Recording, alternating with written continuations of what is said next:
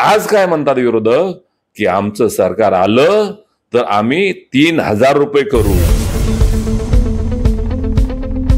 TIPL ही काही चायनाची company आहे का? ही भूमिपुत्राची कंपनी आहे. मग एखाद्या भूमिपुत्राला तो मेरिट प्रमाणे काम मिळत असेल तर त्याचं भांडवल करायची गरज नाही. प्रमुख रामदास शेवाळे यांच्यासोबत आहे. पनवेल विधानसभा निवडणूक आणि राज्यामध्ये असलेलं महायुतीचं सरकार आणि यांच्या जोरावर या पनवेल विधानसभा क्षेत्रातली जी निवडणूक लढवली जाते त्याची प्रमुख धुरा जे रामदास शेवाळे एक सामाजिक कार्यकर्ते तसेच एक व्यावसायिक म्हणून त्यांची एक चांगली ओळख आहे. थेट आपण त्यांच्याशी संवाद साधूया. साहेब, लढवय्या रोखठोक मध्ये सर्वप्रथम तुमचं स्वागत करतो. कसं बघताय निवडणुकीच्या पार्श्वभूमीकडे आणि महाराष्ट्रात जे शिंदे सरकार जे काम करतंय आतापर्यंत वर्षभरात विविध योजना त्यांनी राबवलेल्या आहेत, याचा फरक कुठेतरी पनवेल विधानसभेवर पडताना दिसतोय का? जय महाराष्ट्र. आपण एक अतिशय चांगला प्रश्न विचारलाय मला. पहिलं तर पनवेल विधानसभा मतदारसंघाबद्दल आपल्याला सांगू इच्छितो की आपण पाहत असाल की लोकसभेच्या निवडणुकीच्या वेळेला पनवेल विधानसभा मतदारसंघातून आम्हाला 30 ते 32 हजाराचं लीड आम्हाला भेटलेलं आहे. आणि ते भेटत असताना त्यावेळेला या पनवेल नगरीचे विद्यमान आमदार आणि लोकनेते रामशेठ ठाकूर यांच्या माध्यमातून प्रचाराच्या भूमिकेमध्ये ते कामकाज करण्यात आलं. ते कामकाजाचं प्रत्यय त्या मतदानांमध्ये आलं. आज आम्ही युती धर्माचं पालन करतोय. ज्या पद्धतीने त्यांनी काम केलं होतं त्याच पद्धतीनं आणि त्याच जोशानं आमचे सर्व पदाधिकारी पनवेल विधानसभामध्ये काम करतायत. श्रीरंगाप्पा बारणे फॉर्म भरायला आले होते, त्यानंतर 2 वेळा येऊन गेले. त्यांचे चिरंजीव परवा आले होते, त्यांचे भाचे इथं तळ टोकून बसलेत, आमच्यावरती नियंत्रण करण्यासाठी लक्ष देत आहेत. दुसरी महत्वाची गोष्ट म्हणजे की राज्याचे लाडके मुख्यमंत्री यांचं ह्या विधानसभेवरती लक्ष आहे. आम्हाला वारंवार विचारलं जातं की पनवेल विधाराच्यामध्ये काही अडचणी आहेत का, लोकांचा कल काय आहे, आपले पदाधिकारी कामं करतात का नाही, हे सगळे प्रश्न आम्हाला 2-4 दिवसांनी आढावा आम्हाला CM ऑफिसमधून येत असतो. त्या पद्धतीनं आमची सर्व मंडळी ह्या निवडणुकीमध्ये झोकून काम करतायत. प्रामुख्याने पनवेल विधानसभा आणि या मतदारसंघामध्ये प्रशांत ठाकूर हे 3 वेळा आमदार झालेले आणि 4थ्यांदा ते निवडणुकीला सामोरे जातात. विरोधक सांगतात की पनवेलचा इतिहास असा आहे की 3दा आमदार झालेला माणूस 4थ्यांदा आमदार होत नाही, अशी खोचक टीका विरोधक देखील करतात. मात्र शिवसेनेचं जे बळ आता मिळते तुमच्या रूपात, कारण की खासदार तुम्ही तुमच्या सगळ्या मदतीने खासदार देखील बारणे निवडून आलेले आहेत आणि आता आमदार आपल्याला द्यायचं आहे. बघा, मुळात इथं पहिल्यांदा शेतकरी कामगार पक्षाचा बालेकिल्ला समजला जातो. 3 वेळा आलेला आमदार पुन्हा निवडून येत नाही तर मग गणपतराव देशमुख किती वेळा निवडून आले? मला वाटतं 8 का 9 वेळा ते त्यांच्याच पक्षाचे मंडळी होते, ते 8 का 9 वेळा सलग निवडून आले होते. तसं नसतं. ते एखाद्या व्यक्तीच्या व्यक्तिमत्वावरती किंवा त्यांनी सामाजिक जीवनामध्ये जे काम केलं जातं त्या कामाच्या जीवावरती उमेदवार निवडून येत असतो. लोक अर्थकारण त्याला जोडले जातात असं नाही आहे. सगळं असंच अर्थकारण असतं तर राज्याचे मुख्यमंत्री अंबानी झाले असते, पंतप्रधान अडाणी ग्रुपचे झाले असते असं नाहीये. त्याला समाजामध्ये जाऊन समाजाच्या प्रश्नाची उकल करायला लागते. सामाजिक जीवनामध्ये काम केलं तरच त्याचं श्रेय राजकीय जीवनामध्ये भेटत असतं. लोक एखादी स्कीम केल्यानंतर किंवा एखादी योजना आणल्यानंतर ओरडतात, पण साहेबांच्या भाषणामध्ये नेहमीच बघा, आपण आपल्या माध्यमातून पाहत असाल की त्यांच्या ज्या ज्या वेळेला ते कधी भाषणामध्ये येतात त्यांच्या तोंडामध्ये पहिल्यांदा शब्द येतात शेतकरी, वारकरी, कष्टकरी, कामगार, महिला, हे यांच्यासाठी त्यांना काम करायचं हे त्यांच्या त्यातनं आपल्याला दिसून येत असेल. आता त्यांच्या सगळ्या योजना सांगायचं म्हटलं तर तुम्हाला 24 तास कमी पडतील एवढं काम झालं. पण विरोधकाच्या भूमिकेवरती आपल्याला सांगू इच्छितो की पहिल्यांदा विरोधक लोक बोलत होते की लाडकी बहीण योजना, मुख्यमंत्री माझी लाडकी बहीण योजना, बोले ही जी वल्गना आहे ही 1500 रुपये देणार आहेत. हे 1500 रुपये पहिले बोलले की काय स्वतःच्या खिशातनं देत नाहीत, सरकारचे देतात. तेच म्हणजे लोकशाहीच्या माध्यमातून ही सरकार चालतात, हे जनतेच्या हितासाठी चालले जातात. मग त्यासाठी गोरगरिबांना 1500 रुपये देऊ इच्छिले तर त्या 1500 रुपयाचा यांनी आगडम केला, एवढा विरोध केला, कोण कोर्टात गेला, कोण कुठे गेला, कोण म्हणे की 1500 रुपये देताना महाराष्ट्राच्या अर्थकारणामध्ये एवढे पैसे आहेत का, महाराष्ट्र कर्जबाजारी होणार, अशा अनेक वल्गना केल्या. कोर्टाने ठोकारलं, नंतर आता निवडणुका आल्या, आज काय म्हणतात विरोधक की आमचं सरकार आलं तर आम्ही 3,000 रुपये करू. मग आता ह्यांच्या अगोदर विरोध करणारा आणि आता बोले 3,000 देऊ, आता 3,000 देऊ, हे पण सगळं नौटंकी आहे. त्याचं कारण असं, त्यांना माहिती आहे आम्ही सत्तेत येणार नाहीये, सत्तेत येणार नाहीये तर आम्हाला द्यायचा प्रश्न येणार नाहीये. फक्त काहीतरी अर्थव्यवस्था खराब करण्याच्या हेतून ते बोलले जातात. पण आपण तेच पाहिलं असेल की महायुतीचा आपण फेस्टो पाहिला असेल तर त्याच्यामध्ये 1,500 ऐवजी आम्ही 2,100 करू. कारण यांना माहिती आहे की आम्हाला सत्तेत यायचंय आणि जे बोलतोय ते करायचंय. त्या अनुषंगानं त्यांनी अशा पोकळ वल्गना नाही केल्या. 1,500 ऐवजी 2,100 रुपये देऊ हे आपण पाहिलं असेल त्यांनी त्यांच्या एजेंड्यामध्ये. आज आपण सगळे म्हणून ते लोकांच्या पायाघरची वाळू सरकले. कारण स्वतःच्या घरातल्या सुद्धा ज्या लक्ष्मी आहेत, मायमाऊली आहेत, भगिनी आहेत, हे स्वतःचं मत, त्या घरातलं मत त्यांना मिळेल का नाही अशी आता व्यवस्था तयार झाली आहे. म्हणून हे आपल्या आता आम्ही 3,000 देऊ, 3,000 देऊ. अरे 3,000 देऊ, पण ते राज्याची अर्थव्यवस्था पाहिली पाहिजे ना. काही मतं घेण्यासाठी काय बोलतात लोक, एवढे काही दूध खुळे नाहीये. यांना सगळं समजतंय. हे सगळं यांचा खोटारडेपणा आता बाहेर आलेला आहे. त्याच्यामुळं काही वल्गना केल्या तर राज्यामध्ये महायुतीचं सरकार येणार याच्यामध्ये काही शंका नाही आहे. हे बघा, लाडकी बहीण योजनेसाठी 18,000 वर्षाला जे आपण देणार आहे त्याच्यासाठी 46,000 कोटीचं नियोजन करून ठेवलंय. 46,000 कोटीचं पुढचे देणार आहे वर्षभराचे, तर 46,000 कोटीचं नियोजन आता विद्यमान मुख्यमंत्री आमचे नेते एकनाथजी शिंदे साहेब यांनी करून ठेवलंय. हे नाही सांगणार त्यांना. हे फक्त म्हणणार आहे की आता हे फक्त इलेक्शन पुरतं दिलंय. इलेक्शन पुरतं जर द्यायचंच असतं तर त्यांनी पुढच्या बजेटमध्ये हे 46,000 कोटीचं बजेट मंजूर करून ठेवलं असतं का? नाही. पण ते खोटं बोला, रिटर्न बोला, काही करून खोटं नाटक करून मतं मिळवण्याच्या कारणासाठी हे विरोधक बोलत राहतात. तर कसा चालू आहे, कसा लोकांचा प्रतिसाद मिळतोय, विशेष करून जी शिवसेना, जी आपली शिंदे साहेबांची जी शिवसेना, त्यांच्या मतदारांचा.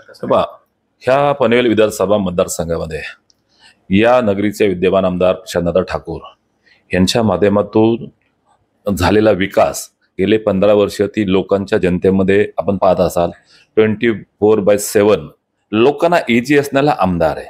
म्हणजे हाकेला धावून येणारा आमदार आहे. काही अडचण आली भेटणारा आमदार आहे. विकासाच्या बरोबरती एखाद्याला भेटणं हा पण त्याचा एक विजयाचा एक भाग आहे. त्याचबरोबर माननीय लोकनेते रामचेट ठाकूर यांच्या विचारांचा वारसा घेऊन ते आपण पाहत असाल की ह्या पनवेल नगरिकेमध्ये रामचेट ठाकूर दानशूर आपण पाहतोय. कित्येक लोकांना मदतीचा ओघ त्यांनी केलाय. त्यांचा एक काहीतरी आहे ना त्याच्यामध्ये. असं नाही की अचानक आलं ना. इतक्या वर्षाचा कालखंड आहे. आणि सांगा तुम्ही, हे काही मंडळी विरोधक ओरडत असतात. परंतु सांगा 15 वर्षाच्या कालखंडामध्ये कधी भ्रष्टाचाराचा बळ आलाय त्यांच्या अंगावरती? असं कधी रिओढलेलं दिसते तर नाही. आता फक्त ह्यांचं एकच म्हणणं असतं की इथली जी कॉन्ट्रॅक्टची कामं आहेत ती TIPL असं ओरडत असतात. तुम्ही सांगा की ज्या वेळेला आंतरराष्ट्रीय विमानतळाला दिबा पाटील नाव द्यायचं म्हटलं आपण, का द्यायचं म्हणतोय की भूमिपुत्र आहे. भूमिपुत्रासाठी त्यांनी केलेलं काम सगळ्या जनतेला माहिती आहे. त्याच्यामुळेच ते बोले ना की भूमिपुत्र या नात्यानं केलेलं काम या नात्यानं दिबा पाटील साहेबांचं नाव ह्या विमानतळाला दिलं पाहिजे. सगळ्यांचे एक झाले. मग असं असेल तर ज्या वेळेला आपल्या भागामध्ये TIPL ही काही चायनाची कंपनी आहे का? हे भूमिपुत्राची कंपनी आहे. मग एखाद्या भूमिपुत्राला तो मेरिट प्रमाणे काम मिळत असेल तर त्याचं भांडवल करायची गरज नाही. तर त्याच्यामध्ये लोय असते, त्याला काम दिलं जातं. पण अशा वेळेला TIPL ही जर एक भूमिपुत्राची कंपनी असेल आणि त्यामुळं जर त्याला काम मिळत असेल तर त्याला उलट सपोर्ट केला पाहिजे. TIPL ही जर चायनाची कंपनी असती तर ती गोष्ट वेगळी होती. ह्या ठिकाणी आपला एक भूमिपुत्र आहे, हा चांगल्या प्रमाणे काम करतोय, याच्याबद्दल क्रेडिट घ्यायला कोण द्यायला तयार नाहीयेत. विरोधाला विरोध करायचा म्हणून आपल्या, मग तिथे का नाही आपला माणूस मोठा होतोय तर त्याचाही अभिमान ठेवायला शिकलं पाहिजे. मताचं प्राबल्य, मतदानाचं प्राबल्य वाढायचं कारण या राज्याचं नेतृत्व माननीय एकनाथजी शिंदे साहेब, फडणवीस साहेब असतील, अजितदादा पवार असतील, यांनी यांच्या कालखंडामध्ये आपल्याला सांगू इच्छितो की महाराष्ट्राच्या इतिहासामध्ये पहिली अशी गोष्ट आहे की ह्या 2-2.5 वर्षाच्या कालखंडामध्ये 9 अधिवेशन झाली आणि 9 अधिवेशनामध्ये 550 निर्णय जनतेच्या हिताचे निर्णय घेतले गेले. हे रेकॉर्ड ब्रेक आहे. आणि आपण पाहत असाल, शासन आपले दारी असेल, एसटीचा मोफत प्रवास असेल, ज्येष्ठांचा असेल, शाळेविषयीची भूमिका असेल, उच्च शिक्षणाची भूमिका असेल, म्हणजे असंख्य असं आहे. काम करते सरकार. हा, सरकार काम करतंय ना, त्याची नोंद आहे. आम्हाला माननीय मुख्यमंत्री साहेबांची शिकवण आहे, आदेश आहेत. आपण विरोध काय बोलतात त्याच्या लक्ष नाही द्यायचं. आपण काय केलंय हे जनतेपर्यंत जाऊन आपल्या कामाची पोचपावती द्यायची आहे.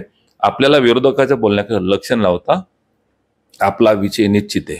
आणि आम्हाला ही निवडणूक आमच्यासाठी वेगळी आहे, कारण 2-2.5 वर्षापूर्वी या राज्यामध्ये माननीय आमचे नेते, मुख्य नेते एकनाथजी शिंदे साहेब यांनी जी क्रांती केली आणि बाळासाहेबांचे विचार घेऊन खऱ्या अर्थानं ह्या महाराष्ट्रामध्ये सत्ता स्थापन केली. पण ह्या विचारांना खऱ्या अर्थानं पुढे चालना देण्यासाठी पुन्हा येणाऱ्या कालखंडामध्ये त्यांना हे राज्याची धुरा, या राज्याचं काम करणं गरजेचं आहे. कारण त्यांना बाळासाहेबांचं हिंदुत्व, बाळासाहेबांच्या विचाराच्या भूमिकेवरती एवढं मोठी क्रांती केली.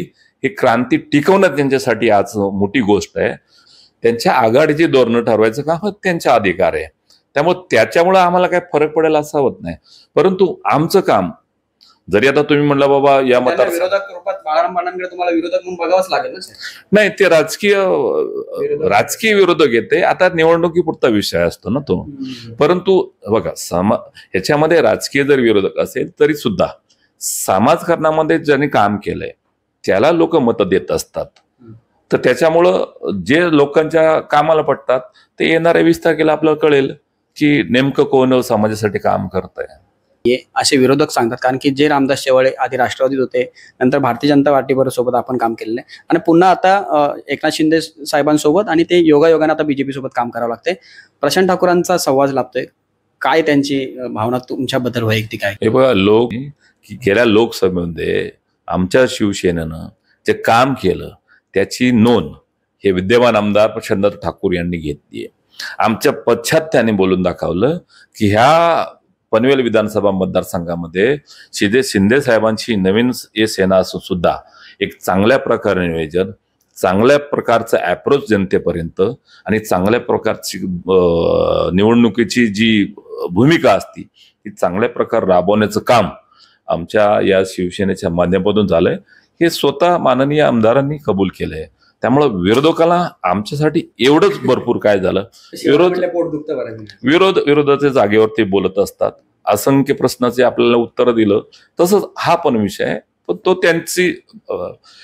त्यांचा अधिकार आहे तो बोलण्याचा. त्याच्याविषयी काय हा राजकारण बघा, कॉन्ट्रोवर्सी केल्याशिवाय तुम्हाला मत इकडच्या तिकडे खेचून घेता येत नाही. त्यामुळे ते होत राहतं. आता बघा, आता त्यांना जर मला जास्त मोठं करायचंच असेल तर ते बोलत असतील, माझं काही म्हणणं नाही. माझं असं म्हणणं आहे की बाबासाहेब आंबेडकरांनी जी घटना लिहिली, त्या घटनेने जे अधिकार दिले, त्या अधिकाराच्या माध्यमातून ही सर्व मंडळी राजकीयमध्ये उभे राहत असतात आणि त्या माध्यमातून त्याच भावनेनं आपण सर्वांनी समाजकारणाचा एक पायंडा घेऊन राजकारण करावं, एवढंच माझं अपेक्षा आहे. आणि मला नक्की खात्री आहे जी शिवसेना आता जे काम करते त्याची पोचपावती माननीय आता विद्यमान आमदार किंवा विद्यमान सत्तेत असणारे लोक आमच्या कामाची नोंद घेऊन, मला वाटतंय येणाऱ्या महानगरपालिकेमध्ये सुद्धा त्याची नोंद घेऊन आम्हाला मान सन्मान देतील, एवढीच आमची अपेक्षा आहे. किती लीडने आमदार निवडून येतील साहेब? काय तुमचा कळंबोलीचा किती लीड आपण देऊ शकतो? बघा, कळंबोलीचं लीड आता असं काही सांगता येत नाही त्या लीडच्या संदर्भामध्ये, पण साधारण जे 32,000 ज्या वेळेला आपण एक लोकशाहीच्या ह्याच्यामध्ये मला वाटतं ज्या वेळेला 32,000 त्या फरकानं इथं लीड भेटतं पनवेल विधानसभामध्ये. आणि ज्या वेळेला लोकल असतो आमदार हा, तसं एका लोकसभेला 6 विधानसभा असतात. म्हणजे एवढा मोठा प्रचार यंत्र राबवत असताना सुद्धा 32,000 लीड आलं तर आपणच समजून घ्या विद्यमान आमदार इथले स्टँडिंग आमदार गेले 15 वर्ष ते आमदार आहेत आणि त्यांच्या लोकनेते रामशेठ ठाकूर यांचं त्यांच्या पाठीमागे असणारं वल आहे आणि लोकांना जनतेशी जोडलेली नाळ. मग मला असं वाटतं की साधारणतः अंदाजे ह्याच्या डबल तरी त्यांना लीड मिळेल अशी आम्हाला अपेक्षा आहे. 60,000 लीड भेटेल असं तुम्ही म्हणता. हो. त्यांना काय आव्हान करा, प्रामुख्याने जे आता रामशेठ ठाकूर यांच्यासाठी मतदान मागण्यासाठी मतदारांना काय सांगाल? मी या पनवेल नगरीतील सर्व मायमाऊलींना, बंधू भगिनींना मी आपल्या चॅनलच्या माध्यमातून हात जोडून विनंती करतो की 2-2.5 वर्षाच्या कालखंडामध्ये महाराष्ट्र राज्याचे लाडके मुख्यमंत्री एकनाथ शिंदे साहेब यांनी ज्या पद्धतीने काम केलंय, गोरगरिबांच्या हितासाठी ज्या योजना आणल्यात, अनेक योजना सांगायचं म्हटलं तर चॅनलच टाइम पूर्ण नाही, परंतु आपल्या सर्वांना ज्ञात आहेत ज्या योजना आणल्यात त्या योजना भविष्यामध्ये चालू ठेवायचं असेल, लोकांची गोरगरिबांची सेवा करण्याची संधी माननीय एकनाथजी शिंदे साहेब, माननीय देवेंद्र फडणवीस साहेब, माननीय अजितदादा पवार साहेब ह्या सर्वांना संधी देऊन आपल्या जनतेची सेवा करून घ्यायची असेल तर आपल्या पनवेल विधानसभा मतदारसंघाचे लाडके भाग्यविधाते प्रचंडदादा रामशेठ ठाकूर यांना येत्या 20 तारखेला कमळाच्या निशावरती 2 नंबरचं बटन दाबून बहुसंख्य मताने विजयी करा आणि आपल्या महाराष्ट्राच्या प्रगतीला हातभार लावा. एवढंच ह्या पनवेलकरांच्या बंधू आणि भगिनींना हात जोडून नम्र विनंती. तर हे होते रामदास शेवाळे यांनी आपल्या मुलाखतीतून रोखठोक विषय मांडण्याचा प्रयत्न केलेला आहे. आगामी विधानसभेचे काही दिवसांनी जी निवडणूक आहे त्या निवडणुकीत आमदारांना मागील काही वर्षापेक्षा अधिक आणि लीड मिळेल. त्याप्रमाणे विरोधकांना कोणत्याही वल्गना करायचे त्यांच्याकडे आम्ही कोणत्या प्रकारचं लक्ष देणार नाही, ज्यांना आम्ही कामात न बोलतो, असाच त्यांचा हेतू होता. चव्हाण, लढवय्या, रोखठोक, कळंबोली. जय महाराष्ट्र.